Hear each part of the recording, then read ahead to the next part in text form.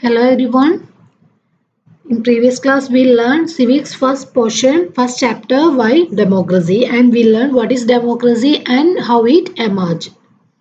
Then today we can discuss what are the different systems of power that exist in the world today. What are the different systems of power? So there are three systems of power. One is dictatorial form of government, second one monarchy, third one theocracy. So we can learn what is dictatorial form of government.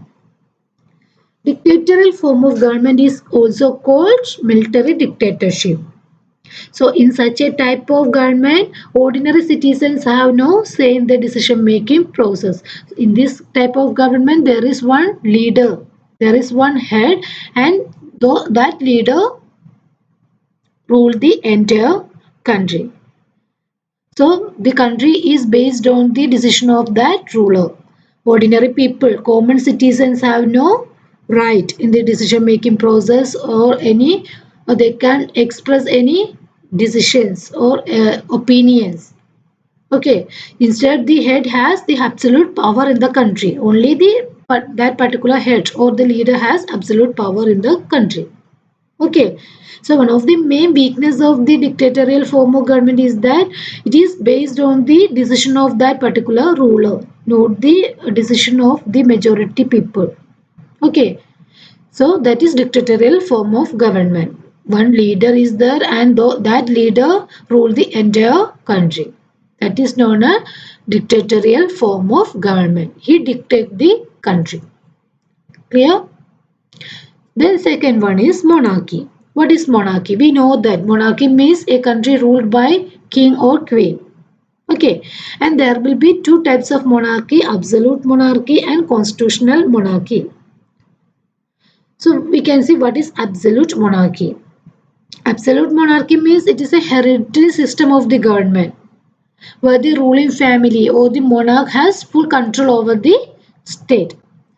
So when the death of one particular ruler, then the next ruler will be from his or her family. That is hereditary system of government.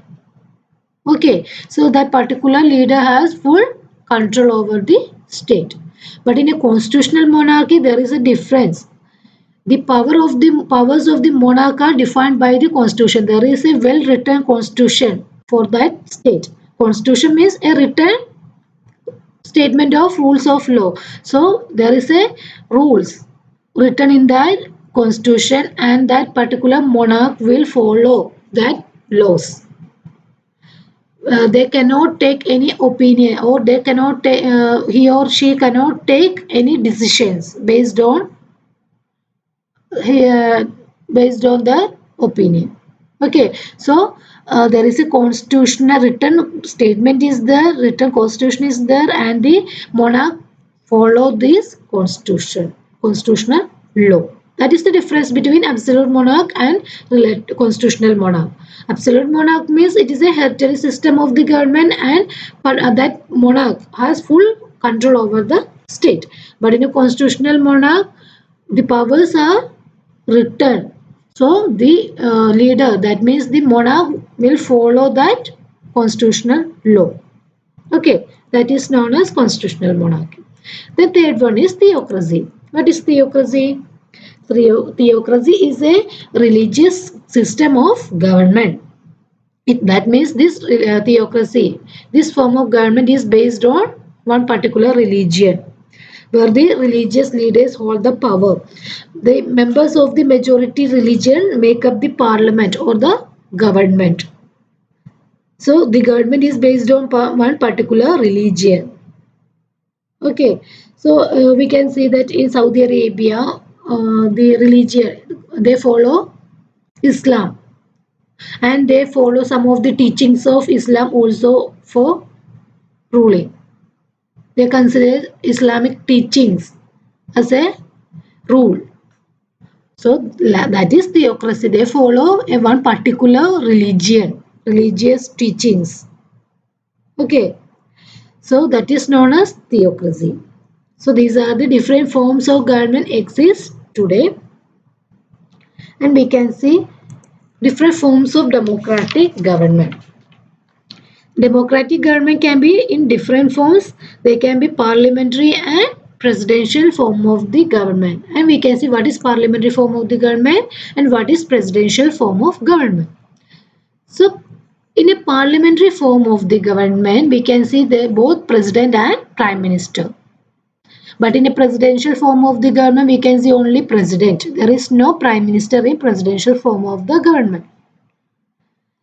In a parliamentary form of the government, there is president and prime minister is the real head of the government and president is only a nominal head.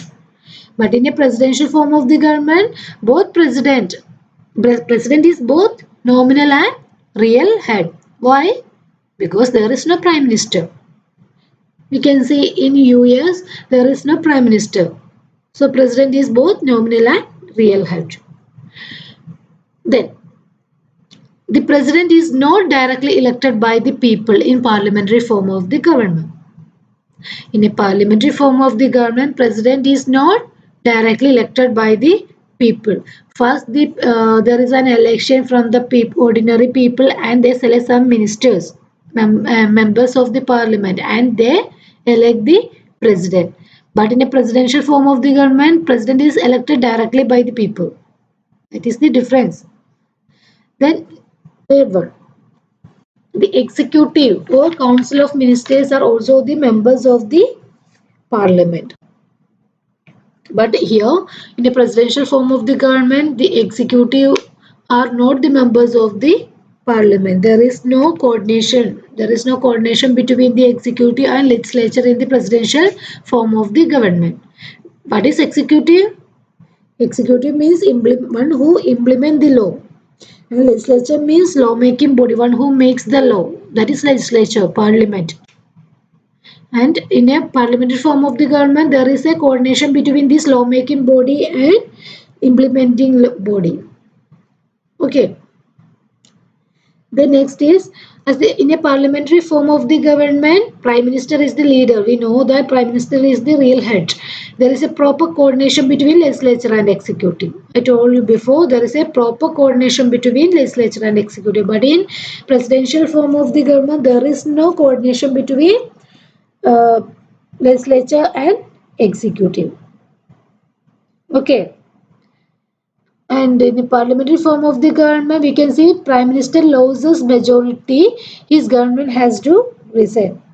The parliament has full control over the government, and if the prime minister loses majority, his government, entire government has to resign. If the prime minister loses majority, the entire ministers will resign. So in a presidential form of the government, Congress has no control over the president. That means the parliament or the legislative body, parliament has no control over the president. So he cannot be removed very easily. That is why it is called the congressional system or congressional system. Okay. So these are the two different forms of government, parliamentary form of the government and presidential form of the government. Clear? Please read this portion. Okay. Thank you.